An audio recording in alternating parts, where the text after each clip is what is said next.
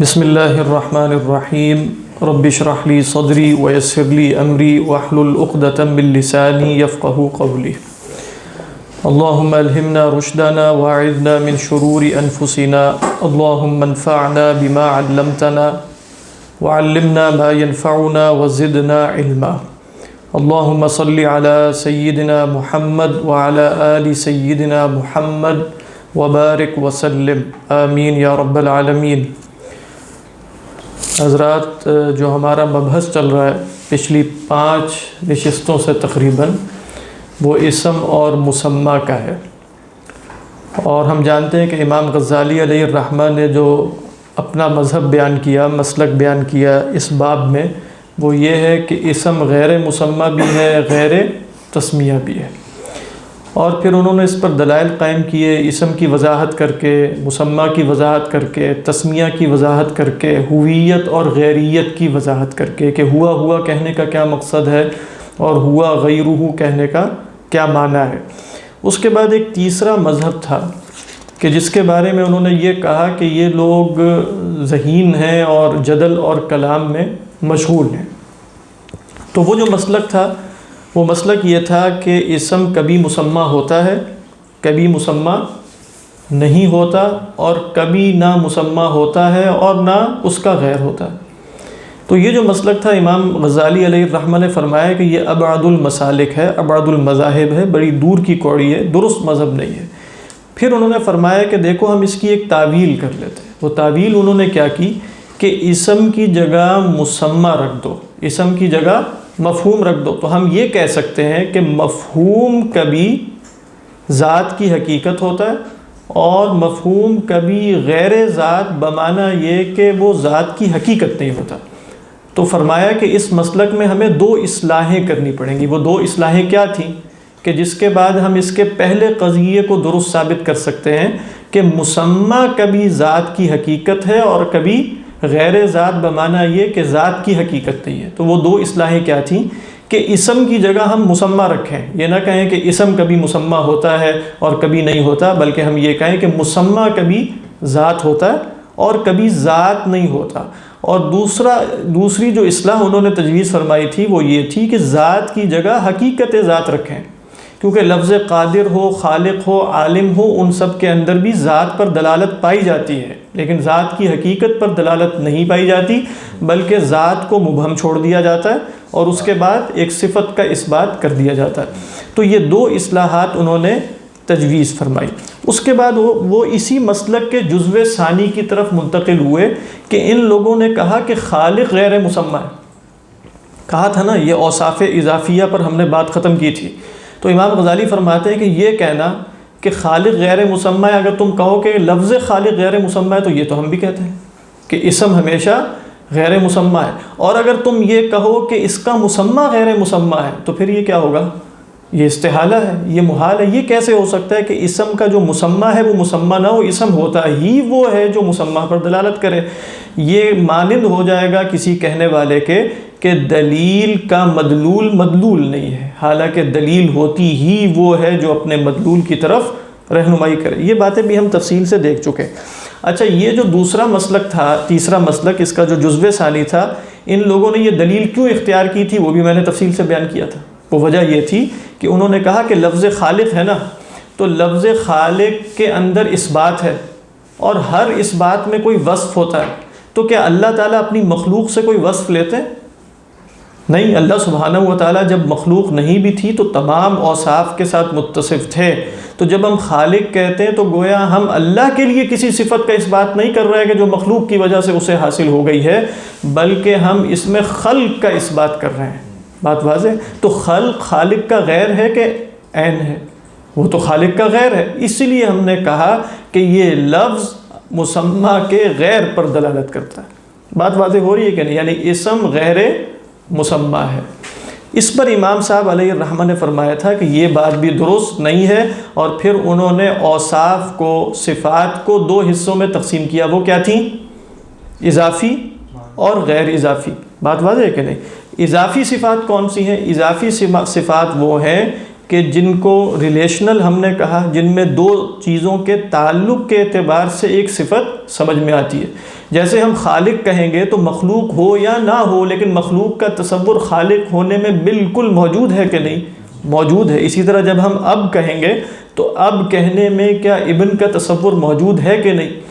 اچھا، پھر انہوں نے یہ کہا کہ تمہارا یہ کہنا کہ صفات اضافیہ میں اس بات نہیں ہوتا. کہہ رہے ہیں کیوں نہیں ہوتا؟ اس کی کیا دلیل تھی کہ اس بات ہوتا ہے؟ اس لیے کہ جو صفات اضافیہ ہیں ان کی نفی کی جا سکتی ہے کہ نہیں؟ کی جا سکتی ہے. ان کا اس بات کیا جا سکتا ہے کہ نہیں؟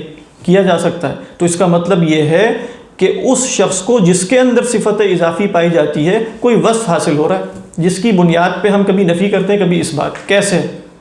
جیسے ہم نے جب زید کو پہچانا اور بکر کو پہچانا، الگ الگ پہچان لیا نا، اس کے بعد ہم نے جانا کہ زید بکر کا باپ ہے، تو ہمیں زید کے متعلق کوئی نئی بات معلوم ہوئی کہ نہیں ہوئی؟ تو اب معلوم یہ ہوئی کہ زید باپ ہے. بات واضح. اس کی ہم نفی بھی کر سکتے ہیں کہ نہیں؟ کر سکتے ہیں. کس شے کی نفی ہو رہی ہے؟ شخص زید کی نفی ہو رہی ہے یا اس کے کسی وصف کی نفی ہو رہی ہے؟ وصف کی ہو رہی ہے. تو وہ وصف چاہے اضافی ہو یا غیر اضافی، دونوں صورتوں میں وہ وصف ہے. لہذا تمہارا یہ کہنا کہ یہ اس بات ہے اور اس بات میں کوئی وصف اللہ کے لیے ثابت نہیں ہوتا، تو پھر تم یہ کیوں کہتے ہو کہ اگر ہم کہیں اللہ خالق نہیں ہے تو انسان کافر ہو جائے گا کہ نہیں ہوگا؟ ہو جائے گا. تم تو کہتے ہو کہ لفظ خالق میں اللہ کا کوئی وصف نہیں ہے. تو جب لفظ خالق میں اللہ کا کوئی وصف نہیں ہے تو خالق کے لفظ کا انکار کرنے والا نے اللہ کی کسی صفت کا انکار کیا؟ نہیں کیا نا تمہارے قول کے مطابق. تو اس کی تکفیر کیوں ہوگی؟ تو تکفیر اس بات پر دلالت کر رہی ہے کہ اس نے اللہ کے متعلق کسی ایسی بات کی نفی کی ہے جو ماننا ضروری تھا. یہ ابھی تک کا خلاصہ تھا جو صفات اضافیہ کے بارے میں. اس میں کوئی اشکال تو نہیں ہوگا امید ہے، کیونکہ اشکال جو ہے وہ فرع ہے فہم کی. ٹھیک ہے، تو فہم کے بعد اشکال پیدا ہوتا ہے. فیصل صاحب اس پہ بالکل سر ہلا رہے ہیں کہ شاید یہ بھی امام غزالی ہی کی کوئی بات ہے. یہ تو میں کچھ کہہ رہا تھا اپنی طرف سے. تو بہرحال اچھا، پھر عام اوصاف اور اس صفات اضافیہ میں فرق کیا ہے؟ کوئی صاحب بتائیں. آخری عبارت جہاں ہم نے ختم کیا تھا تقریباً وہ یہی تھی. وہ یہ ہے کہ الا ان مضمونها لا يعقل الا بالقياس بين شيئين وذلك لا يخرجها عن كونها اوصافا. ہاں فرق کیا ہے کہ یہ والے اوصاف دو چیزوں میں قیاس کے بغیر، ریلیشن کے بغیر سمجھ میں نہیں آتے، لیکن یہ ایسی وجہ نہیں ہے کہ جس بنا پر ہم انہیں اوصاف ہی سے خارج کر دیں. بات واضح. اس لیے اب یہ ہم نے پڑھ لیا تھا ولو قال القائل. ہاں بس یہاں سے ہم شروع کریں گے. اب یہ مزید دلیل قائم کر رہے ہیں اسی مسئلے پر. فرماتے ہیں وَلَوْ قَالَ الْقَائِلُ لَيْسَ اللَّهُ عَزَّ وَجَلَّ مَوْصُوفًا بِكَوْنِهِ خَالِقًا كَفَرَ. اسی لیے اگر کہنے والا یہ کہے کہ اللہ تعالی خالق ہونے سے موصوف نہیں ہے تو وہ کافر ہو جائے گا کہ نہیں ہو جائے گا؟ کفر، اس نے کفر کیا. کما قال لیس موصوفا بکونہ عالما کفر. جیسے اگر وہ کہے کہ اللہ عالم نہیں ہے تب بھی کافر ہے. عالم اور خالق میں فرق کیا ہے؟ عالم کن صفات سے تعلق رکھتا ہے؟ مشتق کی پہلی قسم سے. مشتق کی پہلی قسم اور مشتق کی دوسری قسم یاد آ گیا؟ ہاں، مشتق کی پہلی اور دوسری قسم سے پہلے کون سی قسم تھی؟ نو. اس میں انواع. بات واضح. اچھا، اب یہاں یہ بتانا چاہ رہے ہیں کہ یہ خبط کیسے پیدا ہوا. کون سا خبط؟ کہ ان صاحب نے کہا کہ خالق کے لفظ کے اندر اللہ کی کسی صفت کا بیان نہیں ہے، لہذا اس نے کہا کہ یہ اسم غیر مسمى ہے.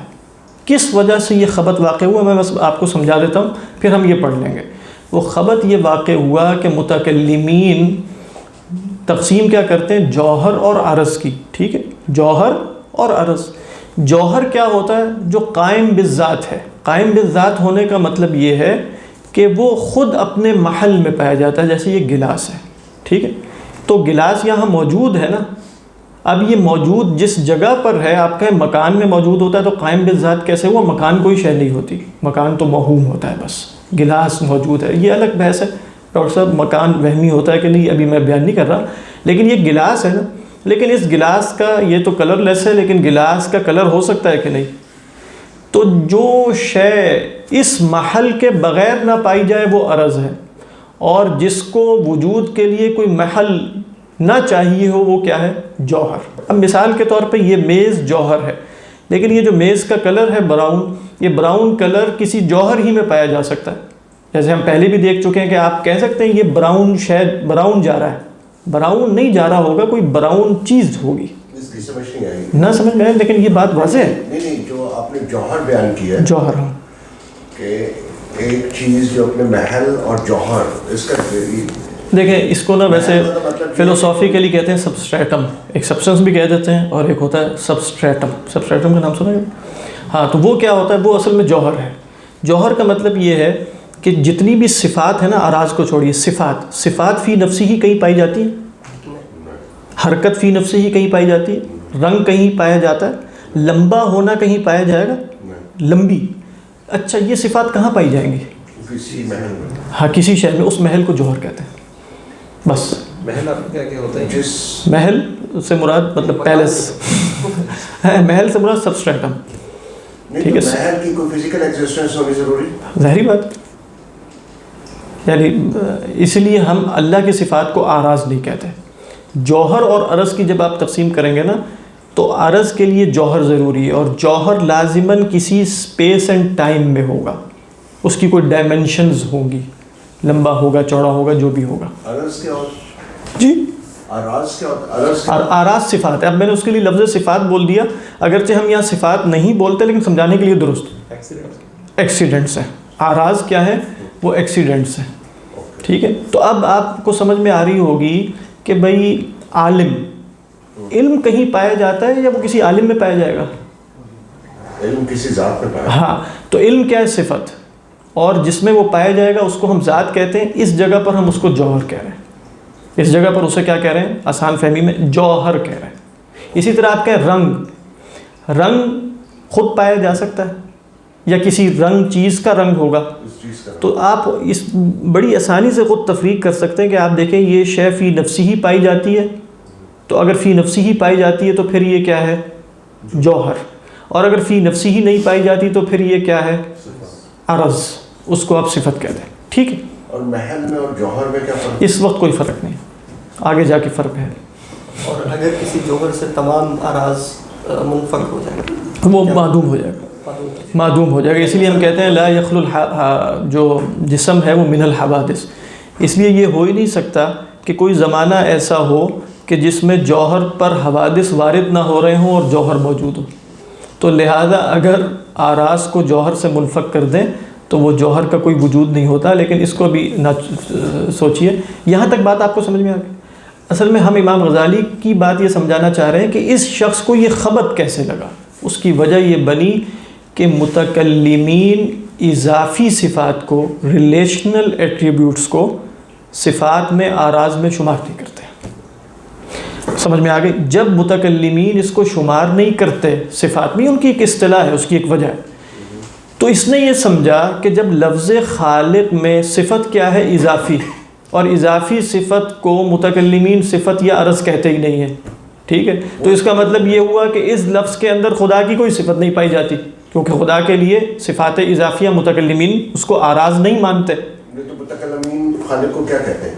وہ بعد میں بتاؤں گا. وہ صفت قدرت کے تعلقات ہیں وہ، اور ان کی ایک انڈرسٹینڈنگ ہے. خالق ہونے کا مطلب یہ ہے کہ اللہ قادر ہے.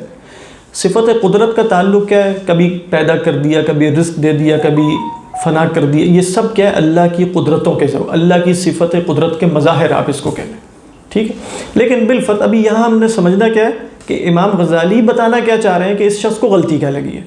وہ غلطی یہ لگی ہے کہ متکلمین نے یہ کہا کہ صفات اضافیہ آراز میں نہیں ہیں. تو امام غزالی یہاں متکلمین پر رد کرنے لگے. ٹھیک ہے، یہ سارے متکلمین کا قول نہیں، بعض متکلمین کا ہے. امام غزالی فرماتے ہیں غلطی ان کو متکلمین کی غلطی کی وجہ سے لگی ہے. میں نہیں مانتا، یہ بھی عرضی ہے، صفات اضافیہ بھی عرض ہیں. اب یہ پیراگراف اس کا بیان ہے. ٹھیک، تو امام غزالی علیہ الرحمہ بالکل ایک انڈیپینڈنٹ ہیں. وہ عموماً بالکل اہل سنت میں سے ہیں، متکلمین کے مسلک پر بھی ہوتے ہیں، لیکن وہ ایک بالکل جہاں ان کو سمجھ میں نہیں آتی وہاں رد بھی کر دیتے. بات ہے، مقلد نہیں. آپ ان کی المنقذ من الضلال پڑھیں تو کہہ رہے ہیں بچپن ہی سے میں نے ربقت التقلید تو گلے سے اتار کے پھینک ہی دیا تھا. میں ہر چیز کی تحقیق میں جاتا تھا. جو بھی شخص کوئی بات کہہ رہا ہے تو میں جاننا چاہتا تھا کہ اس کی بات کا مصدر کیا ہے, منشا کیا ہے, کہاں سے پیدا ہوئی ہے. متکلم کے کلام کی حقیقت جاننا چاہتا تھا, فلسفی کے فلسفے کی, صوفی کے تصوف کی, باطنیوں کے بتانا کی, ظاہریوں کے ظہار کی. یہ دونوں لفظ انہوں نے وہاں ہر ایک کی حقیقت میں جاننا چاہتا تھا, اور ہر فن میں نے غوث کیا ہے, اور ہر فن میں نے خوض کیا ہے. تو تم آ کر امام غزالی مجھے کہو, یعنی امام غزالی علیہ الرحمہ گویا لسان حال سے کہہ رہے ہیں کہ آپ کو نہیں پتہ. کہہ رہے میں ہر فن میں, تم کیا جانو جو تقلید کے اور بالکل ایک اندھے بہرے ہو کر لوگوں کی پیروی میں پڑے ہو, تم امام غزالی کو کیا جانو. تو بہرحال امام غزالی علیہ الرحمہ یہاں فرماتے ہیں یہ غلطی اسے متکلمین کی غلطی کی وجہ سے لگی. ٹھیک ہے, اب وہ متکلمین کو لگی ہے یا امام غزالی کو, یہ ہمارا طے کرنے کا مقام بھی نہیں, سیدھی سی بات. لیکن میں صرف بتا دوں گا کہ میں متکلمین اس کو عرض میں کیوں شمار نہیں کرتے. ٹھیک ہے, وہ وجہ بھی میں عرض کر دوں گا. لیکن امام غزالی کو آپ پڑھ لیجئے. امام غزالی صاحب نے تعلیم کہاں سے حاصل کی؟ آکسفورڈ اور ہارورڈ یونیورسٹی. ہاں, وہاں اس زمانے میں نا تعلیم جو حاصل کی جاتی تھی نا, وہ شروع میں تو بیچارے تو نہیں, اللہ میاں ان کے ساتھ تھے. بیچارہ تو وہ ہوتا ہے جس کے ساتھ کوئی نہ ہو, اس کو کوئی چارہ نہیں ہوتا نا. تو ان کے والد صاحب فوت ہو گئے, والدہ بھی فوت ہو گئیں بالکل بچپن میں ہی. تو وہ ایک صوفی صاحب تھے, ان کو ایک کفالت میں دے دیا, کچھ عرصے انہوں نے کفالت کی, ان کے پیسے بھی ختم ہو گئے. پھر وہ ایک مدرسے میں چلے گئے صرف اس وجہ سے کہ وہاں روٹی ملتی تھی. تو وہاں وہ بہت گہرا مدرسہ نہیں تھا, بچوں کی تعلیم کا ایک کتاب تھا. تو روٹی کی وجہ سے انہوں نے مدرسے میں داخلہ لیا تھا. تو اس لیے وہ مشہور جو جملہ ہے نا ان کا, تعلمنا العلم لغیر اللہ, ہم نے غیر اللہ کے لیے علم حاصل کرنا شروع کیا تھا. کیونکہ ہمیں تو وہاں مدرسے میں ڈالا اس لیے گیا تھا کہ اس کو روٹی ملے گی وہاں سے, کھانے کے پیسے کوئی نہیں. یعنی امام غزالی جن کو آپ آج پوری دنیا جانتی ہے وہ اسی طرح ہی تھے. کھانے پینے کی چیزیں نہیں تھیں ان کے پاس شروع میں, بالکل فقر, اور دونوں طرف سے یتیم. ماں کی طرف سے, باپ کی طرف سے 2 بھائی تھے یہ, احمد اور محمد. محمد امام غزالی ہیں اور احمد الغزالی وہ بھی بہت بڑے صوفی بزرگ بنے. تو پھر اس کے بعد نا یہ کچھ عرصہ یہاں پڑھتے رہے طوس میں. پھر اس کے بعد وہ نیشا پور چلے گئے, امام اور بھی جگہوں پر گئے, لیکن ان کے بڑے استادوں میں جیسے امام الحرمین ابو المعالی الجوینی, اور اسی طرح مختلف اساتذہ سے پڑھتے رہے. اس کے بعد اس زمانے میں جو نظام الملک نے نیشا پور میں مدرسہ نظامیہ قائم کیا ہوا تھا, وہاں پہنچے تو پھر وہاں ایک مدرس کی حیثیت سے پہنچے, تعلیم حاصل کرنے کے لیے نہیں پہنچے وہاں. لیکن بہرحال اس زمانے میں اور ہوتا کیا تھا, ادھر سے علماء سے سیکھا, ان سے سیکھا, ان سے سیکھا, تو کوئی باقاعدہ تعلیم نظامی نہیں ہوتی تھی, اور اس طرح کا نظام تھا ہی نہیں کہ کوئی ڈگری دی جائے گی. انڈین یہاں تک کہ مدرسہ نظامیہ کا مطلب یہ نہیں تھا کہ آج کل کی وہ جدید یونیورسٹی ہوتی ہے وہ, جہاں یا مدرسہ بھی جو آج کل مدرسے کا تصور ہے وہ بھی مدرسہ نظامیہ نہیں ہے کہ جہاں آئیں گے 8 سال پڑھیں گے اور اس کے بعد ڈگری دے کے آپ کو رخصت کر دیا جائے گا. یہ نظام تو نہیں تھا, پوری تاریخ اسلامی میں یہ نظام نہیں تھا کہ اس طریقے پر ڈگری کا نظام. ہوتا کیا تھا, آپ نے کسی استاد سے پڑھا, استاد نے آپ کی تعریف کر دی کہ آپ عالم ہیں. مثلا استاد صاحب نے کہہ دیا, اگر کوئی استاد آپ کو کہہ دے, آپ کا استاد ہے کہ آپ عالم ہیں, ٹھیک ہے, تو اس کا مطلب یہ کہ بس اور کیا چاہیے. مطلب یہ کوئی پی ایچ ڈی ہو, پوسٹ ڈاک, اس سے بڑی ہے کہ کوئی صاحب علم آپ کے علم کی شہادت دے دے. اجازت کا تعلق عموماً ہوتا تھا, لیکن وہ جیسے ایک تو روایت میں اجازت ہوتی تھی, یعنی آپ نے حدیث روایت کرنی ہے, محدثین اجازت دیں گے. پھر کچھ علماء تدریس کی بھی اجازت دیتے تھے کہ آپ پڑھا لیں آگے. لیکن کئی دفعہ اجازت دینے کے علماء نے کہا مختلف طریقے ہو سکتے ہیں, وہ آپ کے علم کی تعریف کر دیں بس کافی. تو جب صاحب علم کسی صاحب علم کی تعریف کر دے گا تو یہ اس کے لیے کافی ہے, وہ آگے آپ اپنے علم کو پھیلانا شروع کر دے گا. تو یہ نظام تھا. یہ سارا نظام تو بہرحال اس کے اندر کچھ فوائد بھی ہوں گے, لیکن اس کے اندر مفاسد بھی بہت سے. ہمیں یہ نہیں سمجھنا چاہیے, ہوتا یہ ہے کہ جس زمانے میں ہم موجود ہوتے ہیں نا, میں اس جدید زمانے کے مفاسد کی بات کر رہا ہوں, پرانا نہیں. جس زمانے میں ہم موجود ہوتے ہیں تو ہم یہ سمجھتے ہیں کہ پوری دنیا ہمیشہ سے ایسے ہی چل رہی تھی. ایسا محسوس ہوتا ہے نا, یونیورسٹیز کا نظام ہے, مدارس کا, ہم سمجھتے ہیں ہمیشہ سے ایسے ہی ہوگا. بینکنگ کا نظام ہے تو ہم کہتے ہیں ہمیشہ سے ایسے ہی ہوگا. اب کسی سے پوچھا جائے کہ بینک نہیں ہوگا تو پھر کہتے ہیں کہ ہوگا کیا. پھر سوال یہی ہے کہ 150 سال پہلے جب بینک نہیں تھی تو کیا ہوتا تھا, کیا ہوتا تھا. لیکن جمہوریت نہیں ہوگی تو کیا ہوگا. تو ہم جو گیون سچویشن ہے سمجھتے ہیں کہ وہی نارمیٹو بھی ہے, مطلب وہی ہونا چاہیے اور وہی ہے اصل میں, اسی کے اندر اپنے آپ کو ایڈجسٹ کرنا چاہیے کسی طریقے پر. لیکن بہرحال اب آپ جانتے ہیں کہ اس کی وجہ سے مفاسد بھی بہت سے ہیں اس جدید نظام کی وجہ سے. درس نظامی کرنے والے، ڈگریز لینے والے لوگ ایسے بھی ہیں جن کو کچھ بھی آتا جاتا نہیں ہوتا، لیکن وہ عالم کہلاتے ہیں، اور وہ خود بھی بتا رہے ہوتے ہیں کہ ہم عالم. کیسے عالم ہیں آپ؟ ہم عالم. تو ٹھیک عالم ہوں گے وہ، ہمیں ان کا انکار نہیں کرنا چاہیے، لیکن اس زمانے میں تو ویسے اس طرح نہیں ہوتا تھا کہ لوگ آگے کہیں کہ ہم عالم ہیں. واللہ عالم. خیر اب آپ یہ نہ پڑھ لیں، پتہ نہیں کہاں سے بات آئی. 34 اور فرسٹ پیراگراف، بلکہ سیکنڈ پیراگراف آفٹر 2 لائنز جو اوپر والی ہے. اچھا کہہ رہے ہیں وَلَكِنْ إِنَّمَا وَقَعَ هَذَا الْقَائِلُ فِي هَذَا الْخَبْطِ أو خَبَطِ لِأَنَّ الْإِضَافَةَ عِنْدَ الْمُتَكَلِّمِينَ غَيْرُ مَعْدُودَةٍ فِي جُمْلَةِ الْأَعْرَاضِ. ٹھیک ہے، کہہ رہے ہیں یہ اس غلطی میں اس لیے پڑا ہے کہ اضافت متکلمین کے ہاں اعراض میں شمار نہیں ہوتی. ٹھیک ہے. اچھا مع، اب رد کر رہے ہیں. رد کیا کر رہے ہیں کس پر؟ متکلمین پہ. مع انہم اذا قیل لهم، حالانکہ جب ان سے پوچھا جاتا ہے نا ما معنی العرض، یہ عرض کا معنی کیا ہے؟ کہتے ہیں انہ الموجود فی محل لا یقوم بنفسہ. کہتے ہیں عرض اس کو کہتے ہیں جو کسی محل میں موجود ہو اور اپنے بل پر قائم نہ رہ سکے. لا یقوم بنفسہ، جو ابھی میں نے آپ کو مثال دی تھی، جیسے لون ہے، لون ہے. بات واضح ہے. وَإِذَا قِيلَ لَهُمْ هَلِ الْإِضَافَةُ تَقُومُ بِنَفْسِهَا، لیکن جب ان سے پوچھا جائے کہ اضافت اپنے بل پر قائم ہوتی ہے، قَالُوا لَا، وہ بھی نہیں ہوتی. تو پھر عرض ہونی چاہیے کہ نہیں؟ وہ جب سوال یہ امام غزالی کا متکلمین سے کہ جب ہم تم سے پوچھتے ہیں کہ عرض کیا ہے، تو کہتے ہیں وہ جو کسی محل میں ہو اور اپنی ذات میں قائم نہ ہو. تو پھر ہم تم سے پوچھتے ہیں کہ اضافت، صفات اضافیہ کسی محل میں قائم خود بخود ہوتی ہیں، یعنی قائم بھی نفسی ہی ہیں یا کسی محل میں ہوتی ہیں؟ کسی محل میں ہوتی ہیں. تو تم وہاں کہتے ہو وہ عرض نہیں ہے، کیوں؟ ٹھیک ہے بتاؤ. قالوا لا، وہ کہتے ہیں نہیں. وَإِذَا قِيلَ لَهُمْ هَلِ الْإِضَافَةُ مَوْجُودَةٌ أَمْ لَا، جب ہم ان سے پوچھتے ہیں اضافت موجود ہے کہ نہیں، قالوا نعم، کہتے ہیں نعم. اذ لا يمكنهم ان يقولوا، کیونکہ وہ ممکن ہی نہیں ہے کہ وہ یہ کہیں کہ الابوۃ معدومہ، کہ ابوہ معدومہ ہے ہی نہیں. ٹھیک ہے کہ نہیں؟ یعنی آپ کہیں زید بکر کا باپ ہے، تو یہ باپ ہونا موجود ہے کہ نہیں؟ اس کے لیے صفت ثابت ہے کہ نہیں؟ موجود ہے کہ نہیں؟ وہ کہیں گے موجود ہے، کیونکہ وہ کہہ نہیں سکتے کہ یہ معدوم. تو پھر وہ باپ کیسے؟ جہاں آپ اس کو باپ کیوں کہہ رہے ہیں اگر اس کے اندر صفت ابوہ نہیں ہے؟ آپ کہہ سکتے ہیں کہ فلاں عالم ہے بغیر صفت علم کے، تصور ہی میں نہیں آئے گا. اچھا وہ عالم ہے تو اس کے اندر صفت علم موجود ہوگی نا. تو جب تم نے اسے ابن کہہ دیا تو صفت ابوہ موجود ہے تو ابن کہا ہے، تو لہذا ہم تم سے پوچھیں گے کہ یہ صفت اضافی موجود ہے کہ نہیں، تو یہی جواب دو گے نا کہ موجود ہے. اچھا یہ بھی ہو گیا. اذ لو كانت الابوۃ معدومۃ لم يكن في العالم اب، اگر یہ ابوت معدوم ہوتی تو عالم میں کسی باپ کا وجود ہی نہ ہوتا. تو یہ خلاف محسوس ہے نا. باپ کا وجود ہے کہ نہیں؟ عالم میں موجود ہے، باپ بھی موجود ہے تو ابوہ بھی موجود ہوگی. اچھا وَإِذَا قِيلَ لَهُمْ، اور اگر پوچھا جائے الْأُبُوَّةُ تَقُومُ بِنَفْسِهَا قَالُوا لَا، جب ان سے کہا جاتا ہے ابوہ اپنے بل پر قائم ہوتی ہے یا کسی محل میں ہے، یعنی اپنے بل پر قائم ہوتی ہے، کہیں گے نہیں.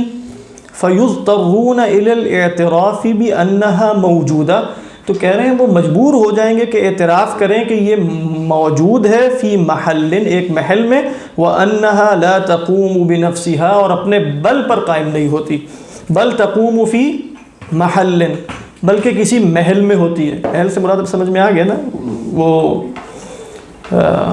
جوہر، یعنی محل سے مراد یہاں کیا ہے؟ جوہر. اچھا وَيَعْتَرِفُونَ بِأَنَّ الْعَرَضَ عِبَارَةٌ عَنْ مَوْجُودٍ فِي الْمَحَلِ، اور پھر یہ بھی اعتراف کرتے ہیں کہ عرض بھی وہی ہوتی ہے کہ جو کسی محل میں موجود ہوتی ہے. ثُمَّ يَعُودُونَ، پھر کیا کرتے ہیں لوٹ کے، وَيُنْكِرُونَ أَنَّهُ عَرَض، اور پھر انکار کر دیتے ہیں کہ اضافت جو ہے وہ عرض نہیں ہے. یہ غلطی جو متکلمین کو لگی، یہ منشا ہے اس غلطی کا کہ جو صاحب یہ فرما رہے ہیں کہ خالق کے اندر خالق کے لیے کوئی صفت نہیں ہے. بات واضح؟ استدلال سمجھ میں آ گیا کہ نہیں؟ حالانکہ یہ بہت گہری دقیق سی بات ہے، لیکن آپ دیکھ رہے ہیں کہ یہ دقیق سی باتیں آپ سب کو ماشاء اللہ سمجھ میں آ رہی ہیں. تو ایسا نہیں ہے کہ ان قصوں کسی کو سمجھ میں نہیں آئے گی. ہم بھائی روزانہ بیٹھ کے نا پوری دنیا کے لوگوں کے افکار بتا رہے ہوتے ہیں، وہ فلاں نے یہ کہا اور فلاں امریکن فلاسفر یہ کہہ رہا ہے اور فلاں یہ کہہ رہا ہے اور فلاں یہ کہہ رہا ہے. اس وقت ہمیں کوئی پریشانی نہیں ہوتی کہ بھئی کن قصوں میں عوام الناس کو لگا دیا. لیکن اگر ہم یہ بیان کرنا شروع کریں کہ متکلمین کیا کہتے ہیں، غزالی کیا کہہ رہے ہیں، غزالی نے کیسے رد کیا، متکلمین کی دلیل کیا تھی، بہرحال اس میں ہو سکتا ہے بہت سے لوگ آ کے کریں گے یہ کیا پرانے قصے ہیں۔ یہ پرانے قصے نہیں ہیں، یہ چیزوں کو سمجھنے کا اور طریقہ ہے، اور پھر اس سے آپ کو خود یہ بات بھی معلوم ہوگی کہ مطلب ہماری اپنی روایت میں بھی کتنی دقت پائی جاتی ہے، چیزوں کو دیکھنے کا کیا نقطہ نظر رہا ہے۔ یہ ہے جی استدلال۔ تو امام غزالی نے کیا کیا، اس استدلال کا رد کر دیا۔ مرزا صاحب کی جب کر رہے ہیں، مرزا صاحب کیا کر رہے ہیں؟ امام غزالی کون سے مرزا؟ عرض۔ دیکھیں لفظ عرض کے اندر جو مفہوم ہے نا وہ ہے ایسی شے جو آئے اور زائل ہو جائے، اسی لیے آپ کہتے ہیں نا قرآن مجید میں کیا ہے، فخلف من بعدهم خلف ورثوا الكتاب يأخذون عرض هذا الادنى۔ تو اس دنیا کا سامان لینے کا، اچھا عرض وہ سامان ہے جو زائل ہو جاتا ہے۔ یہ جو صفات ہیں نا یہ آتی ہیں اور معدوم ہو جاتی ہیں، پھر نئی صفات پیدا ہو جاتی ہیں، ان میں ایک الگ فلسفہ ہے۔ لیکن مثال کے طور پہ ایک شخص اتنا مطلب بچے کا قد 2 فٹ ہے، اب اس وقت اس کے اندر طول کا جو عرض ہے وہ کیا ہے 2 فٹ کا، اب یہ بدل گیا نا، جب 3 کا ہو گیا، پھر 4 کا ہو گیا، پھر 5 کا ہو گیا۔ یہ صفات آج رنگ اس کا گورا ہے تو ہو سکتا ہے دھوپ میں رہنے کی وجہ سے وہ کالا ہو جائے، فلاں فلاں فلاں۔ اعراض وہ صفات ہیں جو عدلتی بدلتی رہتی ہیں، جو صفات سے ایگزسٹ کرتی پھر تو یہ کہ اصل میں تو آپ کہیں گے شاید صرف صفات ہی ایگزسٹ کرتی ہیں۔ کیونکہ جو یہ اس کا عارضی سے بھی کہہ سکتے ہیں۔ ہاں عارضی بھی یہیں سے نکلا ہے۔ ویسے عرض یعرض کا مطلب ہوتا ہے کوئی شے رستے میں پیش آئے اور پھر زائل ہو جائے، عرض علی الامر، ٹھیک ہے، تو عارض بھی اسی کو کہتے ہیں۔ وہ جوہر بس بدل رہا ہے، اس کے اوپر ہم کہہ رہے ہیں کہ اراض والے تو ہاں اصل میں نا کیوں آپ نے جوہر کا اس بات کیا، آپ نے کبھی جوہر کو دیکھا ہے؟ وہ جو برکلے صاحب تھے بشپ، تو ان کا جو مشہور ہے کہ انہوں نے کہا کہ موجود ہی نہیں ہے، یہ جو میٹر ہے نا مثلا یہ موجود ہی نہیں ہے، کیونکہ جس شے کو تم موجود کہتے ہو ان دی اینڈ جو بھی فیل کرتے ہو دیکھتے ہو وہ تو عرض ہوتی ہے، اس کا موٹا ہونا، اس کا چھونا، اس کا کھردرا ہونا، اس کا یہ ہونا، اس کا وہ ہونا، رنگ ہونا، طول ہونا، یہ سب کیا ہے اعراض ہیں۔ جوہر کدھر ہے؟ ٹھیک، تو جوہر دیکھا ہے کسی نے آج تک؟ جوہر تو نہیں دیکھا، اس لیے جوہر ان لوگوں نے کیا مان لیا جو فلاسفہ تھے، انہوں نے کہا کہ وہ سبسٹنس ہے جو شیپ لیس ہے، ٹیسٹ لیس ہے، فارم لیس میٹر ہے، ٹھیک ہے، تو وہ ایک ہیولا ہے، کیا کہتے تھے اس کو، ہیولا، اور وہ قدیم ہے۔ وہ کیا ہے؟ قدیم ہے۔ متکلمین کہتے ہیں کہ دیکھو جوہر کسی نے دیکھا ہو یا نہ دیکھا ہو یہ عقلی ضرورت ہے۔ کیا کسی شے کا وجود دیکھ کر ثابت ہوتا ہے؟ کیا وجود کے لیے ضروری ہے کہ وہ دیکھا ہوا ہو؟ یہ تو کل ہی ہم دیکھ چکے ہیں کہ ضروری نہیں ہے۔ تو لہذا یہ بات عقلی طور پہ ثابت ہے کہ عرض صفت جو ہے وہ کسی محل میں ہوتی ہے۔ یہ بات ناقابل تخیل، غیر معقول ہے کہ صفت فی نفسی ہی قائم ہے، ٹھیک ہے۔ اب وہ شے جس میں صفت قائم ہو رہی ہے نا، ٹھیک ہے، وہ جوہر ہے، دیکھو یا نہ دیکھو فرق کوئی نہیں پڑتا۔ بات واضح ہے کہ نہیں؟ دیکھو یا نہ دیکھو اس سے فرق واقع نہیں ہوتا۔ لیکن یہ بھی ہماری بحث نہیں ہے، میں صرف یہاں امام غزالی نے یہ جو بات کی ہے سمجھ میں آ گئی کہ متکلمین کو غلطی کیا لگی۔ متکلمین اس کو کیوں نہیں مانتے؟ یعنی متکلمین اضافت کو اوصاف میں سے، اعراض میں سے شمار کیوں نہیں کرتے؟ اس لیے کہ وہ یہ کہتے ہیں کہ اس کا کوئی وجود نہیں ہے۔ امام غزالی علیہ الرحمہ نے کہا تھا نا اذ لا يمكنهم ان يقولوا الابوة معدومہ، کہہ تو نہیں سکتے نا کہ ابوہ معدوم ہے، ورنہ تو کوئی باپ ہی نہیں ہوگا۔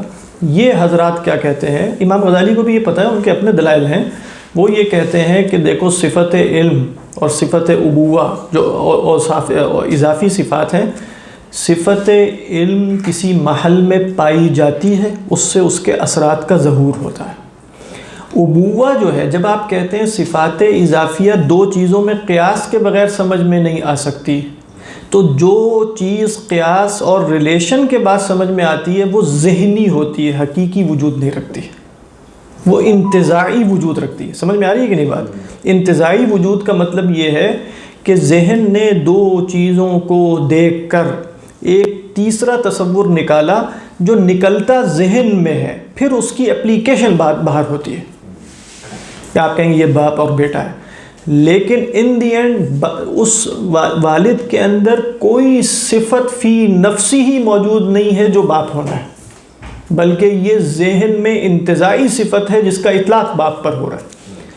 یہ تو انتزاعی جو صفات ہوتی ہیں وہ اصلاً معدوم ہوتی ہیں، تو اس لیے ہم اس کو عرض نہیں کہتے، اس کو ہم صفت نہیں کہتے، عرض نہیں کہتے. عرض وہ ہے جو حقیقتاً خارج میں موجود ہو، ٹھیک ہے، اور اضافی صفات حقیقتاً خارج میں موجود نہیں ہے، بلکہ اس کو آسان الفاظ میں معقولات ثانیہ بھی کہتے ہیں. یعنی اضافی صفات جو ہیں وہ ریلیشنل جو صفات ہیں وہ معقولات ثانیہ میں سے ہے جن کا وجود عقل میں ہوتا ہے. یہ انتزاعی ہوتی ہیں، یہ اعتباری ہوتی ہیں. صفت علم، صفت قدرت اعتباری نہیں ہے، بات واضح ہے کہ نہیں؟ لیکن باپ ہونا، خالق ہونا اعتباری ہے. اعتباری سے کیا مراد ہے؟ یہ صفت قدرت اور جو مقدور ہے اس کے درمیان تعلق جو اصلاً اعتباری شے ہے، اس سے ہم نے ایک شے نکالی کہ صفت قدرت سے کوئی زندہ ہوا ہے، تو ہم نے کہا اس کے اندر محیی کا معنی ہے. کیا معنی ہے؟ محیی، زندہ کر. لیکن اب آپ اس کو نہ سوچیں، کیونکہ امام غزالی علیہ الرحمہ نے بس یہ بتایا کہ متکلمین کو غلطی لگی ہے، لہذا ان کو بھی غلطی لگی. لیکن متکلمین کے آپ یہ ذہن میں رکھیں کہ اپنے دلائل ہوں گے، وہ ہو سکتا ہے صحیح ہوں، وہ ہو سکتا ہے غلط ہوں. یہ کوئی عقیدے کے مسائل تھوڑی ہیں کہ جس میں غلطی اور صحیح کچھ بھی غلطی لگ سکتی ہے، اس میں کوئی مسئلہ نہیں. عرض مانے نہ مانے اس پر دونوں آراء کی گنجائش ہے. لیکن متکلمین جو تھے وہ بھی تو خالق کو اللہ کی صفت تو مانتے تھے. ہاں، وہ ابھی ہم آگے آ رہا ہے کہ وہ جب وہ کہتے ہیں نا تو وہ خالق سے مراد وہ صفت قدرت کے تعلقات ہیں بس. لیکن اس کے نتیجے میں خلق تو ظہور میں آتی ہے. ہاں بالکل بالکل صفت، لیکن وہ خلق کس صفت سے ظہور میں آ رہی ہے؟ خدا کا خالق ہونا یا خدا کا قادر ہونا؟ خدا کا قادر ہونا. تو خدا کے قادر ہونے سے جب کوئی شے مخلوق ہو گئی نا تو ہم نے ایک شے کیا نکالی، ایک نام کیا انتزاع کیا، خالق ہونا. کمپلیکیٹ کرنے والی بات. No problem. کچھ کمپلیکیشن جو ہے وہ بہت اچھی ہوتی ہے کہ ہر چیز سمپل نہیں ہوتی، اس میں بہت زیادہ کمپلیکیشنز ہیں. وہ میں ظاہری بات ہے میرے اندر اہلیت ہے کہ میں بیان کروں، لیکن مجھے جتنا میں بیان کر رہا ہوں اس سے کچھ زیادہ معلوم ہے، لیکن میں ان کمپلیکیشنز میں بھی نہیں جانا چاہتا کیونکہ وہ بہت زیادہ تدقیقات ہیں اس کے اندر. لیکن آپ یہاں کیا سمجھنا ہے ہم نے کہ جن صاحب نے کہہ دیا نا کہ اسم غیر مسمى ہوتا ہے اور خالق سے انہوں نے مثال دے دی، امام صاحب فرما رہے ہیں انہیں غلطی لگی ہے. اچھا، غلطی اس کو ٹھیک کرنے کے بعد بھی غلط ہے. اسم تو غیر مسمى وہ تو پہلے ہی بتا چکے ہیں، سب غلط ہے. ہم کہیں مسمى کبھی غیر مسمى ہوتا ہے یہ بھی لاجیکل ہے، لیکن اگر ہم کہیں کہ مسمى کبھی غیر ذات ہوتا ہے تو انہوں نے فرمایا غیر ذات نہیں، غیر ذات تو ہو ہی نہیں سکتا، ہاں ذات کی حقیقت کا غیر ہو سکتا ہے. اور پھر وہ بتانا چاہ رہے ہیں کہ یہ جو غلطی لگی کہ اس نے کہا کہ خالق کے اندر خالق کے لیے کوئی صفت نہیں ہے، تو وہ غلطی کہاں سے لگی اسے. اب وہ جو تیسرا مذہب تھا اس کا تیسرا جز کیا تھا، اب وہ ہم جا رہے ہیں تو اللہ کرے کہ آج یہ اسم اور مسمى ابھی تو مکمل نہیں ہوگا، مطلب یہ کم از کم 3 مذاہب مکمل ہو جائے. وہ تیسرا مذہب کیا، تیسرے مذہب کے 3 اجزاء تھے، ایسے ہی کبھی عین ہوتا کبھی غیر ہوتا. اچھا، پہلا تھا کہ وہ مسمى اسم کا عین ہے، وہ بھی غلط، اصلاحات کر لی نا وہاں. تو مسمى اسم کبھی مسمى کا غیر ہو گیا، تو بالکل عجیب بات ہے، یہ کیسے ہو سکتا ہے؟ اسم تو مسمى ہی پر دلالت کرتا ہے، اور وہ مسمى کا غیر ٹھیک کرنے کے بعد بھی اگر ہم بولیں نا کہ مسمى کا غیر ہے تب بھی بات بندی نہیں ہے، وہ بھی بتا دیا وہ سارا. تیسرا کیا تھا کہ اسم کبھی مسمى کا عین، نہ مسمى کا عین ہے نہ غیر ہے، یہ جو مشہور ہے نہ عین اور غیر.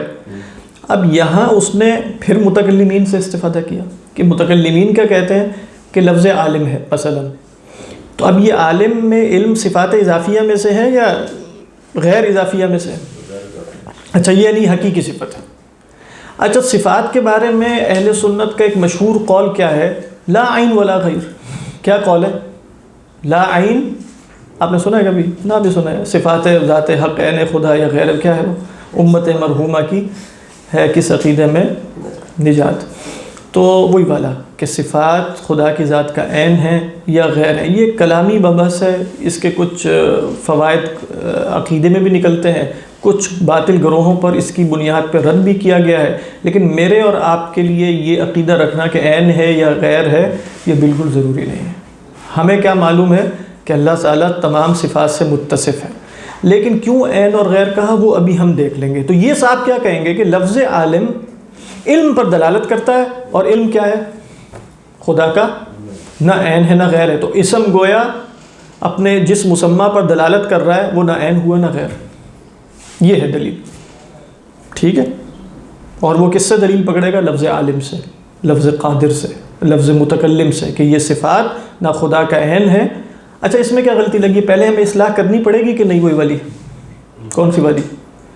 کہ آپ کہیں کہ اسم، تو ہم کہیں گے اسم تو ہمیشہ لفظ ہوتا ہے، وہ تو مسمى کا غیر ہی ہوتا ہے، ہم بتا چکے ہیں دلائل کے ساتھ. اچھا ہم مسمى پہ چلے جاتے ہیں، تو یہاں بھی وہ نہیں جائیں گے، لیکن یہ پرانی اصلاح چل رہی ہے ادھر بھی کہ اچھا مسمى کبھی مسمى کا عین ہوتا ہے غیر، یہ بھی ابسرڈ ہے. مسمى کبھی مسمى کا عین ہوتا ہے، سوری مسمى کا نہ عین ہوتا ہے نہ غیر ہوتا ہے. اب وہ بتائیں گے دیکھو کہ متکلمین نے جس بنیاد پہ کہا ہے نا، وہ ایک اعتبار سے نہیں کہا، ایک اعتبار سے واقعی عین ہے اور ایک اور اعتبار سے غیر ہے. یہ نہیں ہے کہ ایک ہی اعتبار سے نہ وہ عین ہے نہ غیر ہے، ایسا ہو ہی نہیں سکتا، یہ تو محال ہے. لہذا جب متکلمین کہتے ہیں کہ صفات نہ عین ہے نہ غیر ہے، تو اس کا مطلب یہ ایک اعتبار سے چونکہ عین ہے اور ایک اعتبار سے چونکہ غیر ہیں، لہذا ہم یہ کہتے ہیں کہ نہ عین ہے نہ غیر ہے. وہ اعتبار کیا ہوتا ہے؟ مثال کے طور پہ آپ کہیں گے نا کہ یہ ہو سکتا ہے کہ یہ گلاس ہو اور ساتھ یہ مثلاً کیا ہو، شیشہ تو ہے، کچھ اور ہو مثلاً جو کسی اور زمانے میں یہ بدہا، یعنی یہ گلاس ہے اور شیشے کی پلیٹ بھی ہے، یہ گلاس ہے اور شیشے کی پلیٹ، یہ ہو سکتا ہے بیک وقت ایک اعتبار سے نہیں ہو سکتا. اچھا آپ کہیں چلو اعتبار بدل دیتے ہیں، وہ 8 چیزیں ہوتی ہیں جن کے بدلنے سے اعتبار بدلتا ہے. ان 8 میں سے ایک زمان اور مکان بھی ہوتی ہے، ان 8 میں سے ایک زمان ایک مکان. اب میں یہ کہوں کہ یہ شیشے کی پلیٹ ہے اور گلاس بھی ہے با اعتبار آنے والے زمان کے، ٹھیک ہے، یہ شیشے کی پلیٹ ہے اور با اعتبار اس زمان کے یہ گلاس ہے. یہ قول درست ہے؟ ہاں یہ قول درست ہے. اب چونکہ اعتبار بدل گیا تو آپ بیک وقت اس میں 2 ضدین کو بھی جمع کر سکتے ہیں جو ویسے ایک وقت میں جمع نہیں ہو سکتی تھی. لیکن مثال کے طور پہ میں کہوں کہ یہ بچے کو کہوں کہ یہ بچہ بھی ہے اور انشاءاللہ بوڑھا بھی ہے، تو آپ کہیں گے بچہ اور بوڑھا کیا مطلب؟ تو ہم کہیں گے اس زمان کے اعتبار سے یہ بچہ ہے، مستقبل کے اعتبار سے. اسی طرح اگر آپ کو کہہ دیا جائے کہ آپ میت ہیں، جو لوگ میتن اور میتن میں لغت میں ایک رائے یہ بھی ہے کہ فرق نہیں ہے. اللہ کے رسول صلی اللہ علیہ وسلم کو خطاب کر کے کہا گیا انکا میتن، جب خطاب کیا گیا تو آپ حیات شریفہ آپ کو حاصل ہے، ایسا ہی ہے نا. تو انکا میتن کا کیا مطلب ہوگا پھر؟ باعتبار ما یکون، تو یہ درست ہو جائے گا. تو اعتبارات بدلنے سے تو آپ کہہ سکتے ہیں کہ یہ عین ہے اس اعتبار سے، یہ غیر ہے اس اعتبار سے، اور دونوں کو جمع کر کے آپ ایک عبارت بنا دیں اور کیا کہیں؟ لا عین ولا غیر. سمجھ میں آ رہی ہے بات؟ یہ اگلا ہے، اس کو پڑھ لیں، بس گزار لیں. ہاں ڈاکٹر صاحب بتائیے، کوئی اشکال ہے؟ جو کہتا ہے نا آئین ہے نہ غیر ہے، تو وہ اس کو کس کانٹیکسٹ میں ایکسپلین کرتا ہے؟ وہ ابھی ہم پڑھنے لگیں، وہ بتا دیں گے. ایک مفہوم کے اعتبار سے عین ہے اور ایک مفہوم کے اعتبار سے غیر. ابھی ہم دیکھ لیں گے، امام غزالی خود بتا دیں. اما قولہ ان من الاسم ما لا يقال انه المسمى ولا يقال هو غيره فهو ايضا خطا. کہہ رہے ہیں یہ کہنا کہ اسم میں ایسے بھی ہیں جن کو کہا جاتا ہے کہ نہ وہ مسمى ہے نہ وہ اس کا غیر ہے، یہ قول بھی کیا ہے؟ خطا. لأنه سيفسر ذلك بالعالم، اور یہ مثال کے طور پہ کیا دے گا؟ تفسیر کیسے کرے گا جو شخص یہ کہہ رہا ہے بالعالم؟ اور میں بتا چکا ہوں نا کیوں عالم کو کہے گا، اسی بنا پر کہ علم نہ غیر ہے نہ عین ہے. علم لکھے میرے لیے زیادہ مناسب نہیں. ہاں وہ بھی ٹھیک ہے، وہ بھی ٹھیک ہے، ہاں لیکن ہونا عالم چاہیے. آپ کے یہاں کیا لکھا ہے؟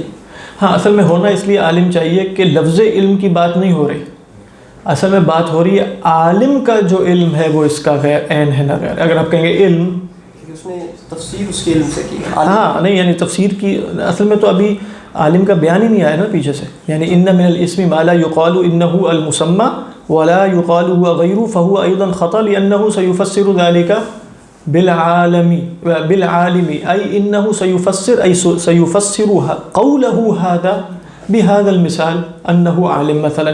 فالعالم عنده صفة علم ولكن هذه الصفة هل هي عين العالم أو هي غير العالم؟ لا هي عين العالم ولا هي غير العالم أليس كذلك؟ ایسا ہی ہے نا. یہ بھی ہو سکتا ہے کہ آپ علم لے آئیں تو یعنی مراد یہ ہے کہ وہ عالم سے مراد علم کی صفت لے رہا ہے اور وہ نہ عین ہے نہ غیر ہے. یہ بھی ہو سکتا ہے. ٹھیک یعنی آپ کے ہاں یہ علم ہے, میرے ہاں عالم ہے. تو اس طرح سے تو بہت ساری صفات ہو جائیں گی جو نہ عین ہے نہ غیر ہے, کیونکہ تقریباً تمام صفات ہو جائیں گی. کیونکہ آپ دیکھیں ایک طرف آپ اس کی بات کر رہے ہیں حقیقت کی اور ماہیت کی جو اس پہ دلالت کرتا ہے, ایک طرف آپ بات کر رہے ہیں صفات کی, تو صفات تو ساری اس میں پھر نہ عین ہوگی نہ غیر ہوگی. خالق کی صفات بھی اسے عین کیسے ہوگی؟ اور کیونکہ جب ہاں یہی صحیح کہہ رہے ہیں, صفات ساری کی ساری نہ عین ہوتی ہیں نہ غیر ہوتی ہیں, یعنی ایک اعتبار سے عین ہوتی ہیں ایک اعتبار سے غیر ہوتی ہیں. صحیح کہہ رہے ہیں. ابھی ہم وہ دیکھ لیتے ہیں کس اعتبار سے عین ہوتی ہیں کس اعتبار سے. میں آپ کو سمجھا دیتا ہوں. دیکھیں اس اعتبار سے غیر ہے نا کہ عالم کے لفظ کا مفہوم اور ہے, علم کے لفظ کا مفہوم اور ہے نا. ٹھیک ہے, انسان کے لفظ کا مفہوم اور ہے اور عالم کے لفظ کا مفہوم اور ہے. یہ بات طے شدہ ہے. جی ایسا ہی ہے نا. تو مفاہیم کے اعتبار سے عالم اور انسان الگ الگ ہیں کہ نہیں؟ مفاہیم کے اعتبار سے انسان کی ڈیفینیشن اور علم کی ڈیفینیشن الگ الگ ہے کہ نہیں؟ جی جی مفہوم کے اعتبار سے ایسا ہی ہے نا. تو لہذا یہ کیا ہوا پھر؟ ساری صفات کیا ہوئیں؟ غیر ہو گئی. مفہوم کے اعتبار سے غیر ہو گئی. لیکن خارج میں جو صاحب ہیں جس کو آپ انسان کہہ رہے ہیں وہی صاحب ہے نا جو عالم بھی ہیں, یا ان کی صفت علم کہیں ادھر پائی جاتی ہے وہ کہیں اور پائے جاتے ہیں, یا آپ صفت علم دکھا سکتے ہیں کہ اس جگہ سے صفت علم شروع ہو رہی ہے اس کے نیچے صفت علم نہیں ہے. تو خارج میں جو انسان ہے وہ تو بس انسان ہی ہے نا, اس کے وہ متصف ہے کس سے؟ صفت علم سے. اس اعتبار سے وہ عالم اور وہ انسان ایک ہی چیز ہے نا. ٹھیک ہے, خارج کے وجود کے اعتبار سے ایک ہی ہے, ذہنی وجود کے اعتبار سے مفاہیم کے اعتبار سے ایک ہے, لیکن غیر ہے. تو ذہنی اور تصوراتی مفاہیم کے اعتبار سے علم غیر ہے انسان کا, خارجی وجود کے اعتبار سے علم غیر نہیں ہے انسان. لیکن اس کو ایک چیز کا اعتبار کرنا چاہیے نا. آپ خارجی کیوں ہر چیز کا اعتبار کرنا چاہیے اور چیزوں کو بہت سے اعتبارات سے دیکھنا چاہیے. جس چیز کو آپ کی جو سمجھ آ رہی ہے وہ ان صاحب کو تو یہ دونوں اعتبارات سمجھ میں آ رہے ہیں. جو متکلمین ہیں نا وہ تو ہر اعتبار سے چیزوں کو دیکھتے ہیں, تو وہ کہیں گے کہ اچھا. اور اس کے ساتھ نا کچھ اور مسائل بھی وابستہ ہے, صفات کا اثبات عدم اثبات. معتزلہ سے کچھ لڑائیاں بھی ہیں, یعنی یہ جو رائے اختیار کی گئی ہیں نا بنیادی طور پہ یہ معتزلہ کے مقابلے میں تھی. تو کیونکہ معتزلہ نے کہا تھا کہ تم اگر صفات زیادہ مانو گے تو صفات کو ماننے کے نتیجے میں تعدد قدماء لازم آتا ہے. تعدد قدماء کا مطلب ہے صرف اللہ قدیم نہ ہوا بلکہ اس کی صفات بھی قدیم ہو گئی, تو قدیم تو ایک ہی ہے, ایک سے زیادہ چیزیں. تو ہم بتا رہے ہیں صفات خارج میں کوئی چیز نہیں ہوتی, وہاں تو صرف اللہ ہی اللہ ہے. لیکن جب ہم کہتے ہیں لہذا تمہارا یہ کہنا کہ صفات ماننے سے ایک سے زیادہ قدیم لازم آتے ہیں, تو ایک سے زیادہ قدیم لازم نہیں آتے کیونکہ صفات خدا کی ذات کا عین ہے خارج کے اعتبار سے. لیکن مفاہیم کے اعتبار سے کیا جب ہم اللہ کی صفت علم ثابت کریں گے تو قدرت خود بخود ثابت ہو جائے گی؟ صفت علم کی دلالت قدرت پر ہوگی, یا قدرت کی ڈیفینیشن الگ ہے, علم کی ڈیفینیشن الگ ہے, ارادے کی الگ ہے, ذات کی الگ ہے. مفاہیم کے اعتبار سے یہ سب چیزیں ذہنوں میں متمیز ہیں نا, اس اعتبار سے غیر ہے. تو لہذا ہم کیا مانتے ہیں معتزلہ؟ اہل سنت نے کہا لا ہوا عین ولا ہوا غیر. یہ معتزلہ کے مقابلے میں ایک رائے اختیار کی تھی, باطل کا رد کرنے کے لیے اختیار کی تھی. یہ نہیں ہے کہ بیٹھ کر جو ہے وہ سوچا اور خام خواہ لا عین ولا غیر بیان کر دیا, یعنی کچھ لوگوں کا رد مقصود تھا اس میں. اب ہم دیکھ لیتے ہیں, ابھی دیکھیں وہ بتا رہے ہیں کہ وہ کیا ہے انشاءاللہ. تو اب دیکھیں وَهَذَا إِذَا اعْتَذَرَ فِيهِ بِأَنَّ الشَّرْعَ لَمْ يَأْذَنْ فِي إِطْلَاقِ ذَلِكَ فی حق اللہ عز و جل. کہہ رہے ہیں اگر یہ صاحب عذر یہ پیش کریں کہ شریعت نے اجازت نہیں دی نا اللہ کے حق میں یہ بیان کرنے کی. کیا بیان کرنے کی؟ کہ آپ صفت علم کو کہیں کہ ہوا یہ بھی نہیں کہہ سکتے اور یہ بھی نہیں کہہ سکتے ہوا, یا ہیا غیرو, تو آپ کو کیا ماننا پڑے گا؟ لا عین ولا غیر. تو اب وہ دلیل کیا پیش کرے گا؟ دیکھو اہل سنت سب یہی کہتے ہیں. وہ شریعت لے کر آئے گا نا. جب اہل سنت کا اجماع ہو گیا مثلا تو وہ شریعت ہے کہ نہیں؟ تو وہ کہے گا شریعت میں اجازت ہی نہیں ہے کہ خدا کی صفات کو کہا جائے, کہ وہ اس کا غیر ہے، بلکہ ہم کیا کہتے ہیں، نہ عین ہے نہ غیر ہے، تو یہ دلیل پیش کرے گا نا۔ تو امام غزالی کیا فرماتے ہیں، فربما قیل، کہہ رہے ہیں یہ بھی ہو سکتا ہے یہ بھی ہو سکتا ہے، یہ دو ہے چیزیں بہت خوبصورتی سے کہہ رہے ہیں، ہم یہ بھی کہہ سکتے ہیں فربما قیل لیس التصریح بالحق والصدق موقوفا علی اذن خاص، ہم یہ بھی کہہ سکتے ہیں کہ بھئی حق کا بیان کرنا اور اس کی وضاحت کرنا، سچ کا بیان کرنا کسی اذن خاص پہ موقوف تھوڑی ہوتا، یعنی شریعت نے روکا ہے کہ جو حقیقت ہے اس کا بیان کرو۔ ہم مانتے ہی نہیں ہے کہ بھئی اذن خاص یہاں حاصل ہے کہ حق کا یہاں بیان نہیں کیا جا سکتا، اور وہ حق اصلاً تو یہ ہے کہ صفات غیر ہوتی ہیں، لیکن شریعت نے منع کر دیا، خبردار غیر کہا، بلکہ تم نے کیا کہنا ہے، لا عین ولا غیر۔ تو کہہ رہے ہیں بھئی دیکھو جب ہم گفتگو کریں گے نا، ایک تو ہے کہ ہمارا عقیدہ کیا ہے جو ان دی اینڈ ہم نے برآمد کیا ہے، لیکن گفتگو میں ہم واضح طور پہ بتائیں گے کہ علم اصلاً خدا کی ذات کا غیر ہے اور عین کسی اور اعتبار سے ہے۔ تو لہذا کہہ رہے ہیں کہ تم اگر شریعت لے کر آؤ گے تو میں جواب میں یہ کہوں گا کہ یہاں ہمیں شریعت سے حق کے بیان میں کوئی اذن درکار نہیں ہے۔ سمجھ میں آ رہی؟ بہت جری بات کر رہے ہیں وہ کہہ رہے ہیں لیس التصریح بالحق والصدق موقوفا علی اذن خاص، مراد ان کی یہ ہے کہ تم اپنے سے پہلے سے طے شدہ تصورات سے آ کر ڈرایا نہ کرو مجھے کہ اگر تم نے ایسی بات کی تو گویا تم نے یہ کہہ دیا اور وہ کہہ دیا۔ میں کہوں گا کہ میں حق کا بیان کر رہا ہوں، مجھے یہ سمجھ میں آیا۔ اچھا لیکن وہ کہہ رہے ہیں میں بھی یہاں احترام کرتا ہوں، میں بھی یہ نہیں کہوں گا وَرُبَّمَا سُومِحَ الْآنَ فِيهِ، اور یہ بھی ہم کر سکتے ہیں کہ اس وقت ذرا مسامحت کریں۔ مسامحت سے کیا مراد ہے؟ جب وہ اس نے عذر پیش کیا کہ دیکھو اللہ کی صفات کے بارے میں ایسا نہیں کہا جاتا، تو ہم بھی کہتے ہیں ٹھیک ہے، اگرچہ ہم یہ کہہ رہے ہیں کہ ہم ابھی بھی وضاحت کر سکتے ہیں کہ وہ غیر ہیں، لیکن ہم مسامحت کرتے ہیں، اور ہم مثال کے طور پہ خدا کی ذات کے بجائے انسان کو لے آتے ہیں۔ چلو تو کہتے ہیں وَرُبَّمَا سُومِحَ الْآنَ فِيهِ وَرُدَّ النَّظَرُ مَعَهُ إِلَى الْإِنسَانِ إِذَا وُصِفَ بِالْعِلْمِ، اور نظر کو لوٹا دیتے ہیں انسان کی طرف جب اسے علم سے متصف کیا جائے۔ اب ذرا سنیے، اَفَتَقُولُ إِنَّ الْعِلْمَ لَيْسَ غَيْرَ الْإِنسَانِ، کیا تم یہ کہتے ہو کہ علم جو ہے وہ غیر انسان نہیں ہے؟ یہ صاحب کیا کہیں گے کہ آپ کہہ سکتے ہیں غیر انسان ہے؟ بتائیے، ان کی جن صاحب کا رد کر رہے ہیں وہ کیا کہہ رہے ہیں؟ وہ غیر انسان کہتے ہیں؟ نہیں کہتے نہ غیر ہے نہ عین ہے، یہ کہتے ہیں وہ۔ تو اب وہ امام غزالی پوچھتے ہیں جب انسان عالم ہو، بالفرض انسان صفت علم سے متصف ہو، تو کیا تم یہ کہو گے کہ ان العلم لیس غیر الانسان وقد کان الانسان موجودا ولم یکن العلم؟ کیسے وہ غیر نہیں ہے حالانکہ انسان تو موجود تھا اور وہ عالم نہیں تھا، علم تو نہیں تھا اس میں۔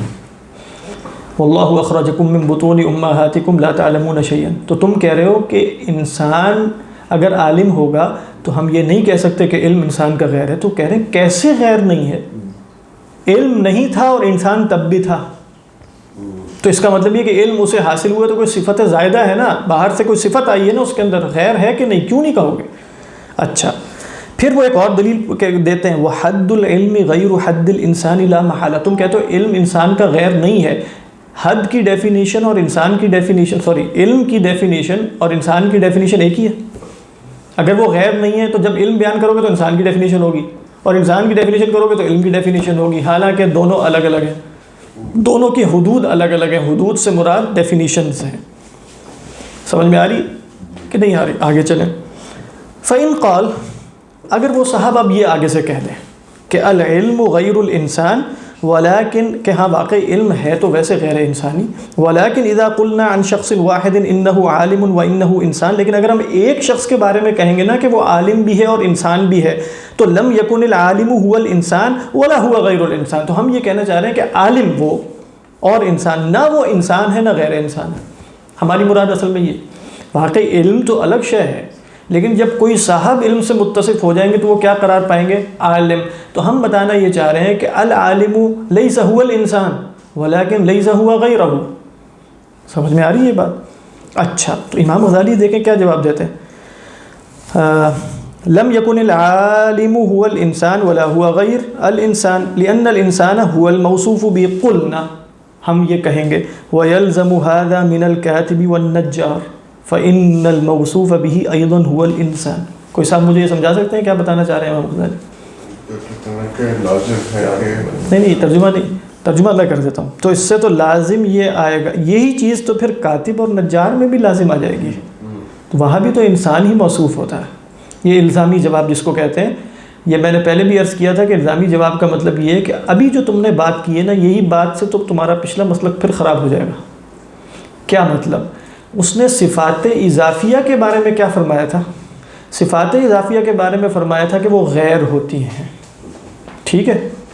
تو وہ اور یہاں وہ فرما رہے ہیں جب عالم اور انسان علم سے متصف ہوگا تو عالم نہ غیر انسان ہے نہ وہ انسان ہے، کیونکہ انسان اصل میں موصوف کس سے ہے؟ علم سے۔ کہہ رہے ہیں یہی بات تو پھر کاتب اور نجار میں بھی لازم آئے گی، وہاں بھی تم کہو کہ کتابت جو ہے وہ نہ عین ہے نہ غیر ہے، وہاں کیوں نہیں کہا تھا؟ یہ سمجھ میں آ رہی؟ صفات اضافیہ میں بھی تو یہی لازم آئے گا پھر، تو صفات اضافیہ میں تو تم نے یہ قول اختیار نہیں کیا، اور یہاں کر ہمیں دلیل دے رہے ہو کہ چونکہ انسان موصوف ہے اس صفت سے اور فلاں فلاں فلاں فلاں۔ تو وہ الزامی جواب تھا۔ اچھا، یہ الزامی جواب تو ہو گیا، اس کے بعد فرماتے ہیں علی ان الحق فیہ تفصیل۔ اب یہ مسئلہ کہ اہل سنت ہی کا بیان ہے اصلا، کہہ رہے ہیں جہاں تک حق بات ہے نا اس میں کچھ تفصیل ہے، وَهُوَ أَن يُقَال، وہ یہ کہ اس طرح کہہ دیا جائے کہ مفہوم لفظ الانسان غیر مفہوم لفظ العالم، انسان کا مفہوم عالم کے مفہوم سے الگ ہے۔ کوئی صاحب مجھے بتائیں کیوں الگ ہے؟ مفہوم کے اعتبار سے انسان کا مفہوم الگ ہے، عالم کا مفہوم الگ ہے۔ یہ امام غزالی تفصیل سے پہلے بیان کر چکے ہیں جب انہوں نے اسم نوع اور اسم مشتق کا فرق بیان کیا تھا۔ انسان کیا ہے؟ اسم مشتق ہے کہ نوع، اور عالم کیا ہے؟ مشتق۔ فرق کیا تھا؟ نوع میں ذات کی حقیقت ماہیت کی طرف اشارہ ہوتا ہے، اسم مشتق میں ذات کو مبہم چھوڑ دیا جاتا ہے اور اس کے اندر ایک صفت کا اضافہ ہو رہا کی نسبت ہو رہی ہوتی ہے۔ تو اب انسان کا جو مفہوم ہے کیا وہی لفظ عالم کا مفہوم ہے؟ حالانکہ انسان کے مفہوم میں تو حقیقت ذات کی طرف اشارہ تھا، لفظ عالم کے مفہوم میں حقیقت ذات کی طرف اشارہ نہیں تھا۔ سمجھ میں آ گئی؟ عالم کی کوئی انسان کے بغیر ایگزسٹنس نہیں ہے، اسی لیے وہ وجود خارجی ہے، اس لیے کہیں گے عین ہے۔ بالکل ٹھیک کہا آپ نے، بالکل یہی بات اہل سنت کہہ رہے ہیں، لیکن وجود ذہنی کے اعتبار سے ڈفرنس ہے کہ نہیں؟ لفظ عالم کا مفہوم اور ہے، لفظ انسان کا مفہوم اور، دونوں کے مفاہیم الگ الگ ہیں نا، تو اس اعتبار سے غیر ہے۔ لیکن خارج میں جو عالم ہوگا وہ انسان ہی ہوگا، تو اس اعتبار سے کیا ہے؟ خارج میں وجود عینی ہے، تو لہذا وہاں عین ہے، ذہن کی دنیا میں غیر ہے۔ تو ہم نے مراتب وجود کو کتنے حصوں میں تقسیم کیا تھا؟ 3 حصوں میں۔ تو ایک ہے وجود عینی اور ایک ہے وجود ذہنی، لسانی کو ابھی چھوڑ دیں۔ ہم کیا کہیں گے؟ وجود خارجی کے اعتبار سے، عینی کے اعتبار سے عین ہے، وجود ذہنی کے اعتبار سے غیر۔ لیکن وجود ذہنی میں بھی ایک آپ عالم کو انسان سے علیحدہ کیسے تصور کر سکتے؟ مفہوم میں، لیکن لفظ عالم کا مسمہ، لفظ عالم کا مسمہ دیکھیں وہ اس کا مفہوم ہوگا نا، اور لفظ انسان کا مسمہ دیکھیں وہ اس کا مفہوم ہوگا۔ عالم کا مسمہ کیا ہوگا؟ عالم کا مسمہ ہے ایک ذات جو صفت علم سے متصف ہے، ذات کی حقیقت بیان نہیں کی۔ انسان میں ذات کی حقیقت ہے، بات تو وہی ہو گئی، لیکن ہاں نہیں، بات وہی ہوگی، ان دی اینڈ بات وہی ہوگی۔ وہ امام غزالی پہلے بتا چکے ہیں کہ آپ اور دلائل سے یہ بات برآمد کر سکتے ہیں کہ عالم انسان ہی ہونا چاہیے، لیکن وہ لفظ سے پتہ نہیں چل رہا۔ ہم پیچھے دیکھ چکے ہیں نا، کاتب کے بارے میں کہا تھا انہوں نے کہ کاتب ہوگا ویسے انسان ہی، لیکن یہ لفظ کاتب نہیں بتا رہا، یہ کچھ اور دلائل بتا رہے ہیں۔ چونکہ آپ انسان کی حقیقت پہلے ہی جان چکے ہیں کہ وہ متعقل ہوتا ہے، تو آپ کو پتہ ہے کہ اب کاتب بھی وہی ہوگا، لیکن وہ لفظ آپ کو نہیں بتا رہا۔ آپ کہیں گے اچھا عالم ہو حیوان نہیں ہو سکتا، وہ کیوں؟ اس لیے کہ آپ انسان کو پہلے جان چکے ہیں کہ انسان کون ہوتا ہے، لیکن ہم یہ بتا رہے ہیں کہ لفظ عالم میں فی نفسی ہی، لفظ میں یہ بات شامل ہے کہ وہ عالم لازماً انسان ہوگا۔ مفہوم کے اعتبار سے ذات کی حقیقت کا بیان ہے اس میں مشتق میں ذات کی حقیقت کا بیان ہی نہیں ہوتا۔ لیکن وہ جو علم مشتق جو صرف سے متصل ہے وہ حقیقت سے جڑی ہوئی ہے نا۔ ہاں، لیکن اس لفظ میں حقیقت کا بیان ہے، ہم لفظ کی بات کر رہے ہیں۔ لفظ کا جو مسمہ ہے اس میں حقیقت کو مبہم چھوڑا ہے کہ بیان کر دیا ہے، جیسے انسان میں بیان کیا تھا۔ مبہم بھی چھوڑا ہے لیکن واضح بھی تو ہے، وہ واضح لفظ سے ہے کہ کچھ خارجی دلائل سے ہے۔ ہاں، تو بس ہم لفظ کی بات کر رہے ہیں، کیونکہ لفظ نہیں پتہ چل رہا ہے انسان ہے فرشتہ ہے کیا، کچھ بھی نہیں کہا، بالکل جیسے فرشتہ بھی ہو سکتا ہے، بالکل۔ لیکن جب ہم کہیں گے یہ خارج میں یہ انسان عالم ہے، تو اب آپ نہیں کہیں گے یہ انسان عالم ہے، مراد ہے اس میں 2 لوگ پائے جاتے ہیں، ایک انسان صاحب ہے ایک عالم صاحب ہے۔ آپ کہیں گے یہ انسان ایک ہی ہے بس، ٹھیک ہے.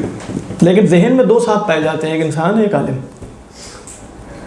لیکن بہرحال آپ دیکھیں اچھی بات ہے، یعنی آپ ذہن میں کیسے، مفاہیم میں کیسے فرق کیا جاتا ہے. اس کو ہم عام جیسے اصول فقہ میں کیسے بیان کرتے تھے کہ کئی دفعہ جیسے مفہوم ایک ہوتا ہے، مصادیق زیادہ ہوتے ہیں. کئی دفعہ یہ بالکل اس کے الٹ ہے، ویسے یہ اس کے الٹ ہے، یعنی یہاں مفاہیم زیادہ ہیں، مصداق ایک ہے. وہاں کیا ہوتا ہے کئی دفعہ لفظ کے مفاہیم زیادہ ہیں، یعنی آپ کہیں انسان کے لفظ کا مفہوم اور ہے، حیوان ناطق کے لفظ کا مفہوم اور ہے، ضاحک کے لفظ کا مفہوم اور ہے، لیکن ان سب کا مصداق انگریڈینٹ خارج میں کون ہے؟ وجود عینی کون سا ہے؟ وہ انسانی.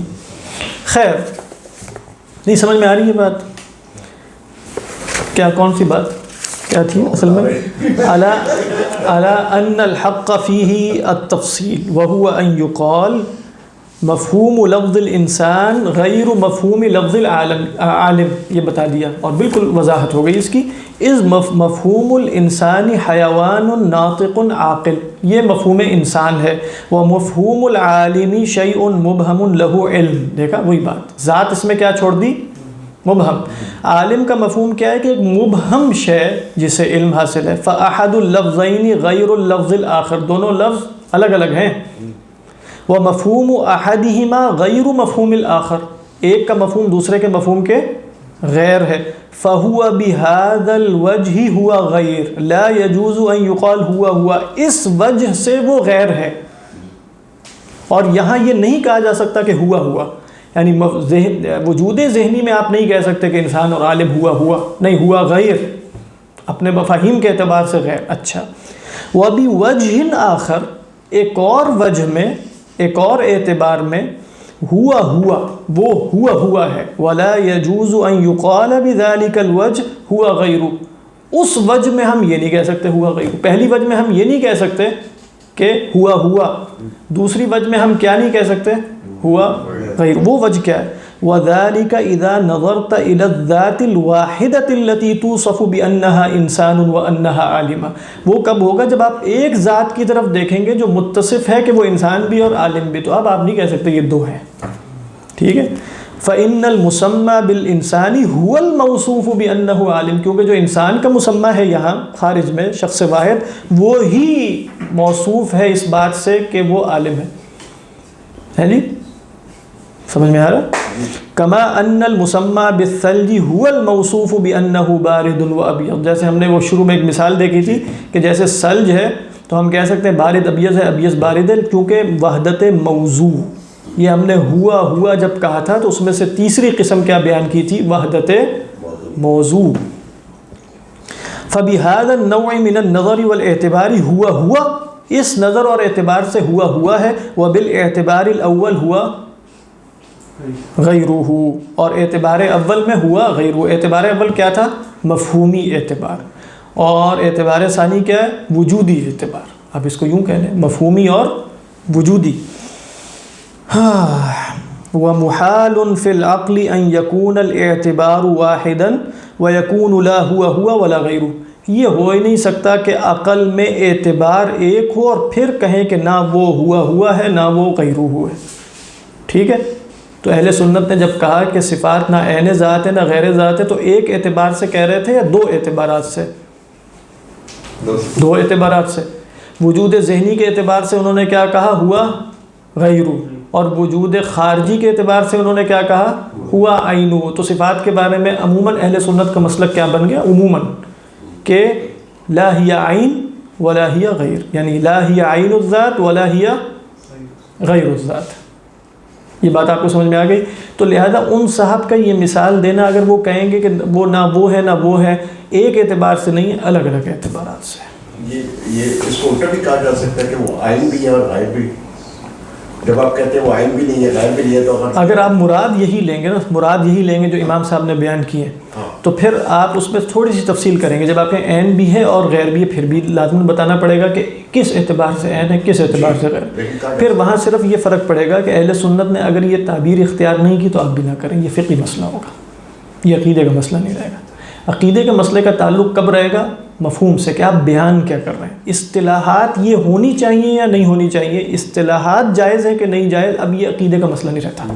یہ اہم بات ہے جو آپ کو یہ کس کا مسئلہ ہوتا ہے؟ فقہ کا مسئلہ ہوتا ہے. جیسے مثال کے طور پہ ایک صفت اللہ کے لیے کمال کے طور پہ ثابت ہے لیکن اس کے لیے اسم نہیں آیا مشتق ہو کر قرآن اور حدیث میں. اب میں اسم بنا سکتا ہوں کہ نہیں بنا سکتا، یہ مسئلہ عقیدے کا ہوگا یا فقہ کا؟ فقہ کا. تو ہمیں کئی دفعہ جیسے خلط اس میں بھی لگتا ہے کہ المسئلۃ متعلق بالعقیدہ ہے یا متعلق بالفقہ. اب یہاں جو آپ بات پوچھ رہے تھے نا، مفہوم واضح ہو جانے کے بعد وہ مسئلہ فقہی ہے. ہو سکتا ہے آپ سے کہا جائے کہ تم یوں نہ کہو کیونکہ اب التباس ہوگا، اصطلاحات ایک اسٹینڈرڈ ثابت ہو چکی ہیں، اصطلاحات کو بھی بلا وجہ نہیں چھیڑنا چاہیے کیونکہ وہ اصطلاحات اپنے پیچھے پورے ایک معنی رکھتے ہیں. لہذا پچھلے زمانے میں جب کہا کہ مطلب اسلامی جمہوریت بالفرض، تو ہو سکتا ہے آپ اسلامی جمہوریت سے مراد خلافت لے رہے ہیں، بالفرض ہو سکتا ہے، لیکن ہم پھر بھی کہیں گے کہ پھر ہمارے پاس لفظ موجود ہے اگر خلافت کا، تو اس کے لیے لفظ تم اسلامی جمہوریت جب اختیار کرو گا بالفرض تو اس سے التباس بہت سے ذہنوں میں پیدا نہیں ہوگا نا کہ جمہوریت بھی اسلامی ہے. اچھا جمہوریت تو ابھی آئی ہے فرینچ ریولوشن کے بعد سے، تو اسلامی جمہوریت اس سے پہلے سے ہونی چاہیے، تو ہمارے جمہوریت تو دنیا نے بعد میں دیکھی ہے. مطلب بہت سے التباسات پیدا ہوں گے. جب کہتے ہیں غیر نہیں ہے تو اس کا مطلب عین ہے، عین نہیں ہے تو اس کا مطلب ہاں، لیکن باعتبارات مختلفہ، ٹھیک، اعتبارات مختلف. اچھا جی، کما یستحیل ان یکون ہوا وغیرہ، جیسے یہ بھی مستحیل ہے نا کہ وہ ایک ہی اعتبار سے یہ جو بتا رہے تھے ہوا بھی ہو اور ہوا غیرہ بھی ہو، ایک اعتبار سے نہیں ہو سکتا نا. آپ یہ کہہ سکتے ہیں ہوا بے اعتبار و ہوا غیرہ بے اعتبار. لأن الغیر والہو، یہی آپ کیا والہو وہوا والہو نہیں. اچھا میرے ہاں کیا ہے لأن الغیر والہو، مجھے ویسے زیادہ اچھا لگ رہا ہے والہو متقابلان، کیونکہ یہ دو ہیں متقابلان. تقابل النفی والاثبات فلیس بینہما واسطہ. یہ جو متقابلات ہوتے ہیں نا، مثلا ضدین اور نقیضین، ٹھیک ہے، ان کے درمیان واسطہ کوئی نہیں ہوتا، کوئی برزخی شے نہیں ہوتی. یعنی آپ کہیں یہ گلاس یا ہے یا نہیں ہے، ایک وجہ کے اعتبار سے بیچ میں کوئی واسطہ نہیں ہے.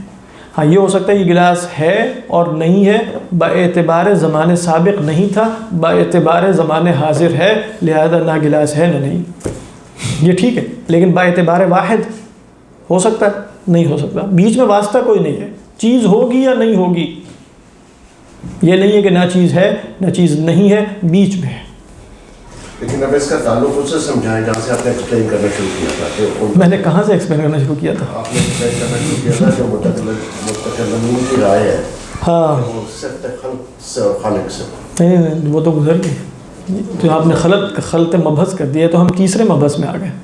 مذہب ثالث کے 3 اجزاء تھے، ہاں نہ عین ہے نہ غیر ہے. تو انہوں نے کہا تھا مذہب ثالث والے نے کہ دیکھو عالم یا صفت علم، تو صفت علم نہ اللہ کی ذات کا عین ہے نہ غیر ہے. تو ہم یہ کہتے ہیں عالم کی دلالت صفت علم پر ہے. پہلے تو امام غزالی بیان کر چکے ہیں کہ یہ الفاظ مشتقات لازماً ذات پر بھی دلالت کرتے ہیں. لیکن ہم نے اعتبارات کہہ کے بات تو نہیں والی کی نا کہ نہ عین ہے. ہاں لیکن امام غزالی جو فرما رہے ہیں وہ اسم کی بات ہوئی یا مسمہ کی؟ وہ تو اسم کی بات کر رہے ہیں. ان کا تو مسلک ہے ہی غلط. وہ کیا کر رہے تھے، اسم کبھی وہ امام صاحب ثابت کر چکے اسم ہمیشہ مسمہ کا غیر ہے. اب ہم کہہ رہے ہیں یہ جو اسم کا مسمہ ہے نا، تو عالم کے لفظ کا مسمہ کیا ہے؟ صرف لفظ علم ہے یا ذات عالمہ؟ تو وہ امام غزالی پہلے بتا چکے ہیں کہ تمہیں اس میں اصلاح کرنی پڑے گی پہلے. وہ اصلاح بھی کر چکے ہیں وہ شروع میں کہ صرف صفت پر دلالت نہیں ہوتی بلکہ ذات پر بھی دلالت ہوتی ہے، لیکن اس شرط کے ساتھ کہ ذات کی حقیقت پر دلالت نہیں ہوتی. پھر وہ بتا رہے ہیں کہ تم نے جو اہل سنت کے مسلک کو پکڑ کر یہ بات ثابت کرنے کی کوشش کی ہے، تمہارا مسلک تو ویسے ہی ہم غلط ثابت کر چکے ہیں. اہل سنت کا مسلک ہم تمہیں سمجھا دیتے ہیں، وہ کیا ہے؟ وہ سمجھا دیا انہوں نے سمجھا دیا. ٹھیک ہو گیا. ابھی اسی کی بحث چل رہی ہے. ایک پیراگراف اگر ہمارا مکمل ہو گیا نا تو یہ اسم اور مسمہ میں 3 مذاہب مکمل ہو جائیں گے. 3 مذاہب. اس کے بعد اگلی بحث ہے اسم اور مسمہ ہی کی، لیکن وہ ایک الگ اینگل سے ہے. وہ بہت آسان ہے اللہ کے فضل سے. آسان سے مراد اس کی نسبت آسان ہے. اگر آپ یہ پیراگراف کہتے ہیں تو میں آج مکمل کر لیتا ہوں. کیا ٹائم ہوا؟ 1 گھنٹہ 5 منٹ. 1 گھنٹہ 5 منٹ ہو چکے ہیں. ہاں کر لو. ہاں ٹھیک. مطلب یہ کم از کم 1.25 گھنٹے کا ہو جائے گا. ٹھیک. کہہ رہے ہیں ومن فہم ھذا، کہہ رہے ہیں جس نے یہ ساری باتیں سمجھ لی، اور انشاءاللہ آپ سب یہ باتیں سمجھ چکے ہیں، انه اذا اثبت لله عز وجل وصف القدرة والعلم زائدا على الذات فقد اثبت ما هو غير الذات واثبت للغيرية معنى وان لم يطلقه لفظا توقفا الى ورود التوقيف. کہہ رہے ہیں جس نے یہ سب مباحث جان لیے نا تو اسے پتہ چل جائے گا کہ جب وہ اللہ کے لیے مثلا وصف قدرت اور علم کا اس بات کرتا ہے، اور یہ کیا ہے زائدا علی الذات، ذات پر ایک اضافی شے ہوتی ہے نا، یعنی آپ دیکھیں ذات کے تصور میں اس کا عالم ہونا لازماً شامل ہے؟ نہیں شامل. تو جب آپ کہیں گے ذات عالم بھی ہے تو ایک اضافی بات ثابت کی ہے نا اس کے لیے، اس کو کہتے ہیں وصف زائد. تو اس نے یقیناً ثابت کر دیا ہے کہ جو غیر ذات ہے، وہ غیر ذات کیا ہے؟ صفت، کیونکہ دونوں کے مفہوم الگ الگ ہیں، بتا چکے ہیں وہ. وَأَثْبَتَ لِلْغَيْرِيَّةِ مَعْنًا، اور غیریت کا معنی تو ثابت کر دیا اس نے. اب لفظ ہم نے غیر بولنا ہے کہ نہیں وہ بتاتے ہیں، اگر شریعت اجازت دے گی تو بول لیں گے ورنہ نہیں بولیں گے. وَإِن لَّمْ يُطْلِقْهُ لَفْظًا، اگرچہ لفظ میں ہم غیر نہیں کہتے. کیوں؟ توقفاً إِلَى وُرُودِ التَّوْقِيف، اس لیے کہ یہ ہم رک جاتے ہیں کہ توقیف وارد نہیں ہوئی اس میں، اللہ نے ایسا نہیں کہا بولنا ہے. فَكَيْفَ لَا، کہہ رہے ہیں یہ کیوں نہ ہو اس طرح. کیا کیوں نہ ہو اس طرح؟ بولنا کیوں نہ ہو، یہ لفظ غیریت کیوں نہ ہو، غیریت کا معنی کیوں نہ ہو. کیا مراد ہے یہاں کیف لا؟ دیکھیں دوبارہ غور سے دیکھیے. کہہ رہے ہیں جب آپ اللہ کے لیے، اللہ سبحانہ و تعالیٰ کی ذات عالیہ کے لیے صفات کا اس بات کرتے ہیں، علم قدرت، تو آپ نے ایک زائد معنی کا اس بات کیا کہ نہیں کیا؟ کر دیا. زائد ذات کا اس بات کیا کہ معنی کا؟ اس لیے ان کو صفات معنی کہتے ہیں، معنی کہتے ہیں. اب آپ کو یہ بھی سمجھ میں آ گیا ان کو صفات معنی کیوں کہا جاتا ہے؟ اس لیے کہ آپ کسی ذات کا اضافہ کر رہے ہو تو یہ ایک معنی ہے، معنی. اچھا، اب یہ معنی لازماً ذات کا غیر ہے نا، تو غیریت معنی کے اعتبار سے تو ثابت ہو چکی کہ نہیں ہو چکی؟ لفظ بولنا ہے کہ نہیں یہ شریعت سے پوچھیں گے. ٹھیک ہے. اور کہہ رہے ہیں فَكَيْفَ لَا، یہ غیریت ثابت کیوں نہ ہو. اب یہ ہے تعلق اس کا، فَكَيْفَ لَا، یہ غیریت ثابت کیوں نہ ہو. وَإِذَا ذُكِرَ حَدُّ الْعِلْمِ دَخَلَ فِيهِ عِلْمُ اللَّهِ عَزَّ وَجَلَّ وَلَمْ يَدْخُلْ فِيهِ قُدْرَتُهُ وَلَا ذَاتُهُ. کہہ رہے ہیں جب حد علم آپ بیان کریں گے، حد علم سے کیا مراد ہے؟ جاننا. علم کیا ہے؟ جاننا. آپ جاننے کی ڈیفینیشن کریں گے تو اس میں مخلوقات کا علم، اللہ سب شامل ہو جائے گا کہ نہیں ہو جائے گا؟ مطلقاً جاننا. ٹو نو سم تھنگ کا کیا مطلب ہوتا ہے؟ ٹھیک ہے. اس کے کیا دلیل دینا چاہ رہے ہیں کہ لفظ علم جب آپ اس کو ایکسپلین کریں گے تو اس میں بہت سی ایسی چیزیں داخل ہو جائیں گی جو ایک دوسرے کا غیر ہے. اس میں خدا کا علم بھی ہوگا، مخلوقات کا علم بھی ہوگا، بہت کچھ ہوگا. سمجھ میں آ رہی ہے؟ فَكَيْفَ لَا وَإِذَا ذُكِرَ حَدُّ الْعِلْمِ دَخَلَ فِيهِ عِلْمُ اللَّهِ عَزَّ وَجَلَّ، اور ساتھ ساتھ لَمْ يَدْخُلْ فِيهِ قُدْرَتُهُ وَلَا ذَاتُهُ، اس کی ذات اور قدرت داخل ہوگی ابھی علم میں. جاننے کے معنی میں خدا کی ذات داخل ہو جائے گی. تو پھر جاننا غیر ذات ہوا کہ عین ذات ہوا؟ غیر ذات ہوا. اور صفات بھی ایک دوسرے کی غیر ہوئی کہ عین ہوئی؟ کیسے؟ اس لیے کہ جب آپ نے علم کا بیان کیا قدرت آئی اس میں؟ نہیں آئی. ابھی انہوں نے یہ بیان نہیں کیا، وگرنہ مطلقاً جاننے میں غیر خدا کا علم بھی داخل ہو جائے گا. شاید بیان کریں. وَكَيْفَ لَا، اچھا، وَلَمْ يَدْخُلْ فِيهِ قُدْرَتُهُ وَلَا ذَاتُهُ وَالْخَارِجُ عَنِ الْحَدِّ كَيْفَ لَا يَكُونُ غَيْرَ الدَّاخِلِ فِي الْحَدِّ. کیا مطلب ہے اس عبارت کا؟ کہہ رہے ہیں جو حد سے خارج ہے. حد سے خارج کون ہے؟ علم کی حد میں ذات اور قدرت شامل ہے، تو وہ حد سے خارج ہوئے نا. حد سے مراد ڈیفینیشن. تو جو خارج عن الحد ہے وہ کیوں نہ غیر داخل فی الحد ہو، جو حد میں داخل ہے اس کا غیر کیوں نہ ہو. سمجھ میں آ رہی ہے بات؟ دوبارہ دیکھیں، جو خارج ہے عن الحد سے لازماً وہ حد میں داخل کا غیر ہوگا کہ نہیں ہوگا؟ ہوگا. بالکل بدہی سے بات ہے. تو کہہ رہے ہیں غیریت کا معنی ثابت ہو گیا کہ نہیں ہوا؟ عبارت سمجھ میں آ گئی نا؟ ایسے سمپل سی عبارت ہے لیکن کئی دفعہ ہو سکتا ہے سمجھ. والخارج عن الحد كيف لا يكون غير الداخل في الحد وكيف لا يجوز لحاد العلم إذ لم يدخل في حده القدرة أن يعتذر ويقول لا يضرني خروج القدرة عن الحد لأني حددت العلم والقدرة غير العلم فلا يلزمني إدخالها في حد العلم فكذلك الذات العالمة غير العلم فلا يلزمني إدخالها في حد العلم. سنیے، کہہ رہے ہیں اسی طریقے پر جو حاد علم ہے، حاد علم کون ہے؟ جو ڈیفینیشن بیان کر رہا ہے، اس کے لیے کیا یہ روا نہیں ہے کہ جب اس نے علم کی حد میں قدرت کو داخل نہیں کیا کہ وہ اعتذار کرے، عذر پیش کرے اپنے اور کہے کہ مجھے کیا فرق پڑتا ہے کہ اگر علم کی حد سے قدرت نکل جائے، کیونکہ میں نے تو کس کا بیان کیا؟ لِأَنِّي حَدَّدْتُ الْعِلْم، کیونکہ میں نے تو علم کی ڈیفینیشن بیان کی ہے، اور قدرت غیر علم ہے، قدرت کیا ہے؟ غیر علم، اور مجھے لازم نہیں ہے کہ میں اسے حد علم میں داخل کروں۔ اس سے کیا ثابت ہوا کہ علم اور ہے، قدرت اور ہے۔ اچھا، ساتھ وہ یہ بھی کہہ سکتا ہے نا کہ اسی طریقے پر جو ذات عالمہ ہے وہ بھی غیر العلم ہے، تو میں علم کی ڈیفینیشن میں ضروری نہیں ہے کہ ذات کو بھی بیان کروں، فلا یلزمنی ادخالها فی العلم۔ سمجھ میں آ گیا؟ اس سے کیا پتہ چلا کہ علم کی ڈیفینیشن اس نے بیان کی، تو وہ کہے گا، کوئی پوچھے قدرت کی کیوں نہیں بیان کی، کہے گا علم کی بیان کر رہا ہوں، قدرت کی تھوڑی کر رہا ہوں، تو پتہ چلا علم غیر ہے۔ اسی طرح اگر کوئی اس سے پوچھے کہ علم کی بیان کی ہے تو ذات عالمہ کی کیوں نہیں بیان کی، یعنی میں علم کی بیان کر رہا ہوں نا، ذات کی تو نہیں بیان کر رہا۔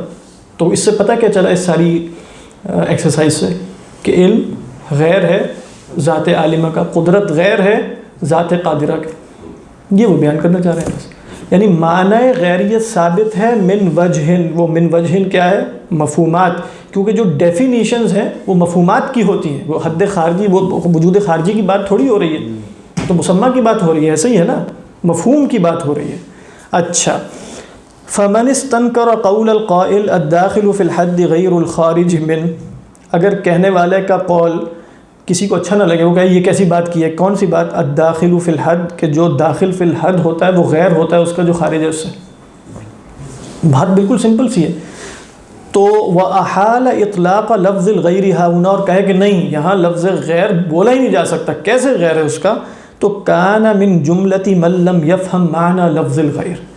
امام غزالی فرماتے ہیں ایک جگہ آ کر آپ کو ڈسکشن روکنی پڑتی ہے، اور آپ کیا کہتے ہیں کہ یہ شخص سمجھ نہیں رہا، یہ ان لوگوں میں سے ہے جس کو لفظ غیر کا معنی ہی نہیں پتہ، کیونکہ جب ہم واضح طور پہ بتا چکے ہیں کہ حد میں شامل نہیں ہے تو غیر ہو گیا کہ نہیں ہو گیا، تو وہ کیسے اس بات کو مستنکر سمجھتا ہے اس جملے کو کہ الداخل فی الحد غیر الخارج منہ۔